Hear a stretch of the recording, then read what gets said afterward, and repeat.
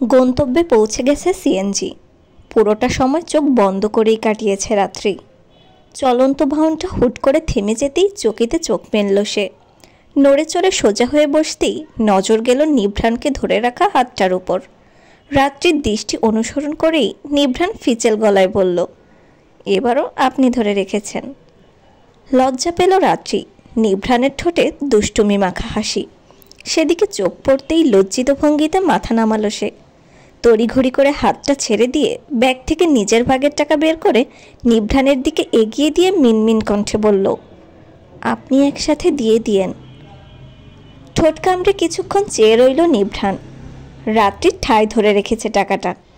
বোঝাই যাচ্ছে সে কোনো ক্রমেই নিভ্রানকে পুরো ভাড়া দিতে দিবে না। মনে মনে একটা দীর্ঘশ্বাস ছেড়ে টাকাটা হাতে নিল নিভ্রান। রাত্রি দেরি করল না। দ্রুত পলিথিনটা সরিয়ে দরজার হাতল ঘোরালো। নিভ্রান কিছু বলতে চেয়েও থেমে গেল। ততক্ষণে বেরিয়ে পড়েছে রাত্রি। মাথার উপর এক হাত দিয়ে বৃষ্টি থেকে নিজেকে আড়াল করে অন্য হাতে ব্যাগটা নেওয়ার জন্য হাত বাড়িয়ে দিতেই টনক নড়ল নিভ্রানের। চোখের পলকে টাকাটা প্যান্টের পকেটে ঢুকিয়ে রাত্রির ব্যাগটা নিজের হাতে নিয়ে অপর পাশের দরজা খুলে বেরিয়ে এলো সে। এক প্রকার দৌড়ে হাতের ছাতাটা খুলে রাত্রির মাথার উপর ধরল। ঘটনার আকস্মিকতায় থতমত খেয়ে গেল রাত্রি। লোকটা ছাতা কখন হাতে নিল? নিজে ভিজে তার উপর ছাতা ধরে রেখেছে কেন? তার ভাবনার মাঝে নিভ্রান মৃদু ধমকের স্বরে বলে উঠল, আপনি কি পাগল নাকি রাত? এই বৃষ্টিতে কেউ এভাবে বেরিয়ে পড়ে? বিহব্বল দৃষ্টিতে তাকালো রাত্রি।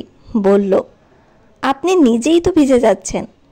বলেই নিভ্রানের বাহুতে আলতো করে ধরে তাকে ছাতার ভিতর নিয়ে এলো রাত্রি।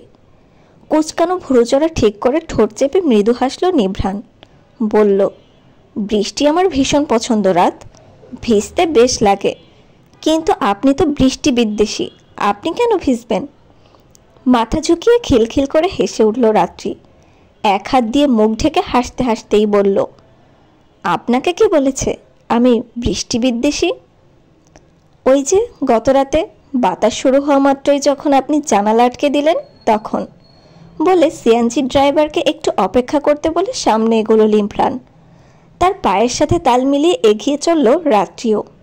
স্টুডেন্টদের বাড়ির গেটের ছাউনির ভিতর ঢুকে যেতেই মুচকি হেসে হাতটা বাড়িয়ে দিল রাত্রি। বলল, দিন, এইটুকু আমিই পারবো। স্মিত হাসল নিভ্রান। ব্যাগটা রাত্রির কাছে দিয়ে নিজের ডান হাতটা রাখল রাত্রির মাথার উপর। হকচকালো রাত্রি। চোখ মুখ প্রশ্নাত্মক হয়ে উঠল।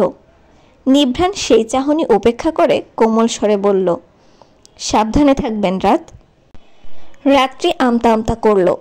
মা বাদে এমন আদর মাখা কথা সে শেষ কবে কার কাছ থেকে শুনেছিল মনে পড়ছে না। মুখের চোয়াল ভারী হয়ে উঠল, চোখ জ্বালা করছে। কিন্তু এই মাঝ রাস্তায় লোকটার সামনে কেঁদে ফেলা একেবারেই বাচ্চাদের মতো একটা কাজ হবে। বার কয়েক ঢোক গিলা কান্নাগুলো লুকিয়ে ফেলল সে। নিভ্রান আর সময় নষ্ট করল না। আলতো করে মাথায় দুবার বাড়ি দিয়ে হাত সরিয়ে নিল। বলল, ছাতাটা ধরুন, ফেরার সময় প্রয়োজন হতে পারে, না করবেন না একদম। লোকটার আদেশ ভরা চোখের দিকে তাকিয়ে আর না করতে পারল না রাত্রি। ছাতাটা নিয়ে বলল, ধন্যবাদ, কিন্তু আপনাকে ফেরত দিব কি করে? ঠোঁটের কোণ প্রসারিত হয়ে গেছে নিভ্রানের। রাত্রি যে এত সহজে মেনে যাবে সে আশা করেনি। বৃষ্টি মাথায় নিয়ে দোষিরি নেমে গেল নিভ্রান। গলা বাড়িয়ে বলল, যান, আপনার দেরি হয়ে যাচ্ছে, আর আমার ছাতা আমি নিজেই ফেরত নিয়ে যাব। আসি, আল্লাহ হাফেজ। রাত্রির উত্তর শোনার আগেই কাদা পানিতে ঝপাঝপ শব্দ সৃষ্টি করে দ্রুত সিএনজিতে উঠে গেল নিভ্রান। রাত্রি বিমূঢ় হয়ে চেয়ে থেকে ছাতাটা বন্ধ করে চুপচাপ ভেতরে ঢুকে গেল। সিএনজিতে উঠে বসতেই ফোন বেজে উঠল। পকেট থেকে দামি মোবাইলটা বের করে মুচকি হাসল নিভ্রান। মা ফোন দিয়েছে। রিসিভ করতেই ওপাশ থেকে তেজি স্বর ভেসে আসলো, বাড়িতে পৌঁছেছিস? একটা ফোন পর্যন্ত দিস না। কতবার বলি গাড়ি নিয়ে চলাফেরা কর। চট্টগ্রাম থেকে ফিরলি তাও বাসে করে। কি দরকার ছিল এই ঝড়বাদলের মধ্যে? নিভ্রান নির্বিকার ভঙ্গিতে উত্তর দিল, সব সময় তো গাড়িতেই আসা যাওয়া করি মা, এবারই শুধু বাসে আসলাম। আমি আর আধ ঘন্টার মধ্যে পৌঁছে যাব। পৌঁছেই তোমাকে ফোন দিতাম, বুঝলে? কেন যে এত টেনশন করো তুমি? নাহিদা হাসলেন, বললেন, একা একা না থেকে তোর নিজের বাড়িতে চলে আয় বাবা, তাহলেই তো আমি চিন্তামুক্ত হয়ে যাই। তপ্ত শ্বাস ছাড়ল নিভ্রাণ। মা প্রতিদিন নিয়ম করে এই একটা কথা বলবেই তাকে। দিন শেষে রাত নেমে আসা যেমন বাধ্যতামূলক, তেমনি দিন শেষে একবার হলেও মায়ের এই কথাটা শোনাও যেন বাধ্যতামূলক। এ কথাটার পর আর কখনোই কথা বাড়ায় না নিভ্রাণ। এবারও ব্যতিক্রম হলো না। ভরাট গলায় সে পড়ল, আচ্ছা রাখছি মা, পরে কথা হবে, বিকেলে ফোন দিবনে। বিরস কণ্ঠে সম্মতি জানিয়ে ফোন রাখলেন নাহিদা। ছেলের এই একরোখা জেদি স্বভাব সেই ছোট থেকে। একবার যা বলে দিবে সেই কথা নড়চড় হবে না কখনো।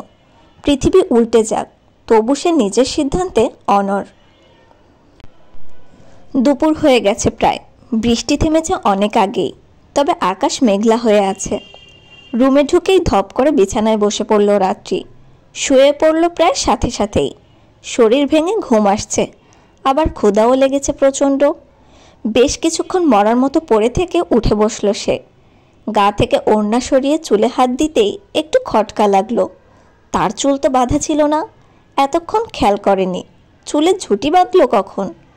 দ্রুত হাতে ঝুঁটিটা খুলল সে। হাতের মুঠোর রিস্টব্যান্ডটা আসতেই ভ্রুজরা আপনা আপনি কুঁচকে এলো। ছেলেদের হাতের রিস্টব্যান্ড, মাঝখানে আবার সাদা ইংলিশ অক্ষরে লেখা নিভ্রাণ। কালো রঙের মধ্যে সাদা অক্ষরগুলো ফুটে রয়েছে। তার মানে হয়তো লোকটা তাকে এটা দিয়ে ঝুঁটি বেঁধে দিয়েছিল। আর নিভ্রাণ, নিভ্রাণ কি লোকটার নাম? এমন নাম হয় নাকি কারো? মাথা ঘামালো না রাত্রি। দেখা হলে ফেরত দিয়ে দেবে ভেবে ব্যান্ডটা পড়ার টেবিলের ড্রয়ারে রেখে ব্যাগ থেকে জামা কাপড় বের করে নিয়ে গোসলে ঢুকে গেল। বিলাসবহুল ফ্ল্যাটে থাকে নিভ্রাণ। মা বাবা আর ছোট ভাই এ শহরেই থাকে, কিন্তু আলাদা। সে নিজের ফ্ল্যাট কিনেছে কয়েক বছর হয়ে গেছে। এরপর আর বাড়ি যায়নি। চট্টগ্রাম গিয়েছিল নিজের অফিসের একটা কাজে। বাবার অবশ্য নিজস্ব ব্যবসা আছে, কিন্তু সেটাই তার আগ্রহ নেই। রুমে এসে জামা কাপড় বদলে একেবারে শাওয়ার নিয়ে ফ্রেশ হয়ে বেরোলো নিভ্রাণ। বাসার মেইড সব রান্নাবান্না করে দিয়ে যায়। এই 3 দিন সে ছিল না, আজকে ফিরবে আগেই বলে রেখেছিল। তাই সকালে এসেই ঘরবাড়ি পরিষ্কার করে খাবার রেডি করে দিয়ে গিয়েছে। এজন্য অবশ্য তাকে বেশ মোটা অঙ্কের বেতন দেওয়া হয়। ছোট্ট করে একটা শ্বাস ফেলে রুমের এসি চালিয়ে দিল নিভ্রাণ। জীবনে তার টাকার অভাব না থাকলেও সুখের বড়ই অভাব। এই যে একা একটা ফ্ল্যাটে সে থাকে, যতই বলুক না কেন তার কোনো সমস্যা হচ্ছে না। কিন্তু দিন শেষে একটা পরিপূর্ণ পরিবারের অভাবটাই তার নিত্যদিনের সঙ্গী হয়। দ্বিতীয় সাক্ষাৎটা হতে তেমন দেরি হয়নি। পরের দিন বিকেলে টিউশনি করিয়ে বাসার নিচে নামতেই নিভ্রাণের মুখোমুখি হয় রাত্রি। তবদা খেয়ে কিছুক্ষণ তাকিয়ে থাকে। লোকটাকে সে এই সময় এখানে আশা করেনি, ভাবেনি এত তাড়াতাড়ি আবার দেখা হবে। লোকটা নিশ্চয়ই ছাতা ফেরত নিতে এসেছে। কিন্তু লোকটা জানলো কি করে সে আজ বিকেলে পড়াতে এসেছে? সে যাই হোক, সে তো ছাতাটা সঙ্গে আনেনি। মুহূর্তেই কপালে সূক্ষ্ম চিন্তার ভাঁজ স্পষ্ট হয়ে উঠে রাত্রির। তাকে দেখেই ঠোঁট এলিয়ে হাসে নিভ্রাণ। জবাবে সৌজন্যমূলক হাসে রাত্রি। নিভ্রাণ বলে, কেমন আছেন? রাত্রি ক্ষীণকণ্ঠে জবাব দেয়, জি ভালো। বলে একটু সময় নেয়, তারপর কাচুমাচু করে বলে, আপনি নিশ্চয়ই ছাতাটা নিতে এসেছেন? চোখ ছোট ছোট করে তাকায় নিভ্রাণ। পরক্ষণেই গোলমেলে কণ্ঠে বলে, জি ছাতাটা নিতেই আসলাম। দপ করে নিভে যায় রাত্রি। অপরাধীর মতো চোখ নামিয়ে বিনীত কণ্ঠে বলে, আমি তো আসলে সেটা সঙ্গে আনিনি। আপনি একটু কষ্ট করে আমার সাথে বাসা পর্যন্ত যেতে পারবেন? না হলে আপনার অ্যাড্রেস দিন, আমি গিয়ে দিয়ে আসবো নে। নিভ্রাণ মুচকি হাসে। রাত্রির মাথায় হাত রেখে সহজ গলায় বলে, আরে আপনি এত সিরিয়াস হচ্ছেন কেন রাত? একটা ছাতাই তো, চলুন আপনার বাসায় চলুন।